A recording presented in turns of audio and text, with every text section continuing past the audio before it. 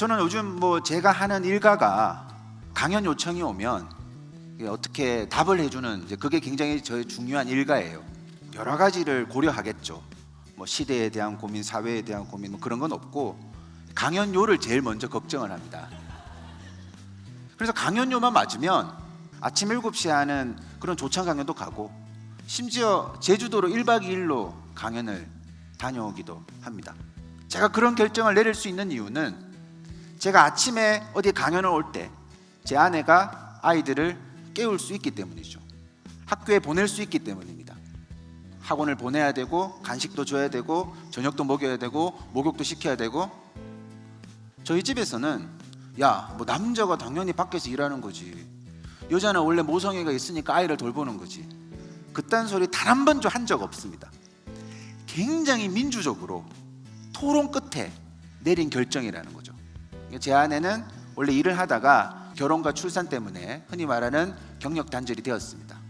이제 그 이후에 그 경력 단절을 회복하기 위해 가지고 여러 노력들을 했는데 배보다 배꼽이 더 큰 상황이 자꾸 발생을 하는 거죠. 그러니까 가성비를 따져서 둘 중에 한 명이 가정에 남기로 한 겁니다. 근데 공교롭게도 그게 남자였던 저였던 것이죠. 자, 이 정도로 이야기를 하면 수많은 남성분들이 막 불끈 한다는 거죠. 이 말을 던지겠죠. 그래, 어떻게 그렇게 됐는데 남자는 그만큼 또 고생을 하는 거잖아. 남자 엄청 고생하죠. 그래, 돈은 내가 벌겠다 다짐한 저로서는 불평불만 없이 돌아다녀야 됩니다. 그런데 신기한 게 하나 있는데 남자인 저는 힘듦이 누적될수록 책이 자꾸 출간이 돼요. 자꾸 방송에서 나와달래요. 저는 힘듦이 누적될수록 오천어라는 제 브랜드를 사회적으로 소통하고 있습니다. 전문성을 쌓아가고 있는 거죠. 일반 직장인으로 따진다면 대리 차장 부장으로 승진하고 있는 겁니다. 이와 비례해서 제 아내는 가정에서 그 힘듦이 누적될수록 자신의 이름은 사라지는 거죠. 제가 바깥에 제 브랜드를 알릴 동안 제 아내는 블록 쌓기의 신공이 되어가는 거죠. 저는 그래서 이러한 가정의 모습을 사랑이 넘치는 불평등한 우리 집이다라고 말을 하고 다닙니다.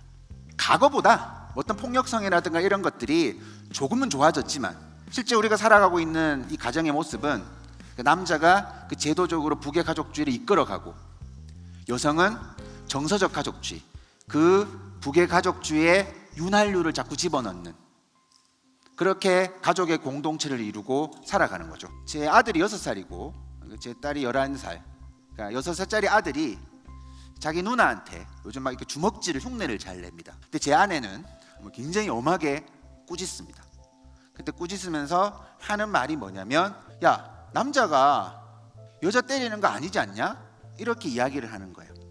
제가 생각할 때는 폭력 그 자체에 엄중한 책임을 물어야 되는 상황이 존재하고 있는데 남자가 여자 때리는 거 아니야 라는 식으로 설명을 하다 보면 강한 남자가 약한 여자를 배려해 줘야 된다라는 일종의 큰 고정관념을 만들어주기 때문이죠. 자, 그렇게 해서 정말로 폭력을 저지르지 않으면 그렇게 교육할 수도 있겠죠. 그런데 중요한 것은 그 교육에 노출될수록 여성을 향한 남성의 폭력이 더 빈번하게 이루어질 수 있다는 거죠. 데이트를 하다가 서로 화가 나요. 우라통이 처음 오르죠. 그런데 왜 그 울분을 참지 못하고 그 화를 폭력으로 풀어내는 성별은 99.9%가 남자죠. 굉장히 중요한 여기에 포인트가 있습니다. 그냥 우리가 수평적인 관계로 연애를 할 때는 그런 것이 겉으로 안 드러나겠지만 뭔가 이렇게 상황이 뒤집어졌을 때 내가 너를 위해서 얼마나 배려해 줬는데, 내가 여자인 너를 얼마나 챙겨줬는데 어떻게 감히 네가 나한테 이럴 수가 있는 거야. 결국 강자인 남자, 약자인 여자, 그래서 여성을 배려해 줘야 된다는 인식을 어릴 때부터 갖다 보면 이 남성들이 억울하다라는 생각을 자꾸 가져요.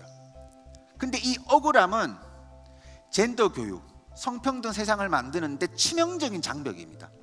우리가 보통 좀 생산적인 논의를 해야 되는데 여전히 나오는 말이 뭐냐면 왜 여자만 편한 정책들을 만들어내느냐, 그리고 뭐 제가 기업 강의를 가도 기업에서 막 남자 사원이 손을 들고 이런 말을 합니다. 아니 물통은 다 남자들만 가는데 이거 역차별 아닙니까? 근데 실제 세상은 물통을 못 들고 갔던 사람을 차별하거든요. 이런 건 남자만 다 하잖아, 이거 역차별이라고 말을 하지만 실제 우리 사회에서는 이런 거 여자가 못 하더라면서 실제 여성을 중요한 일에서 배제시키고 큰 일을 주지 않습니다.